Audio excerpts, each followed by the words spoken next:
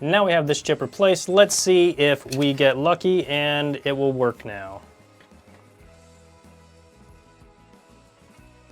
And let's try it. What do you think? Is it gonna work? I don't think it's going to.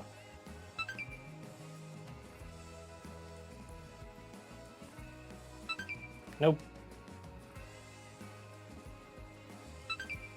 Okay, let's try it with a known good power supply and see if that happens to work.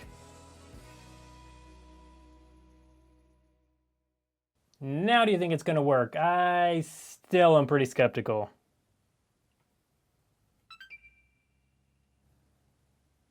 Nope. Still just nothing. We do have at least the light will come on now.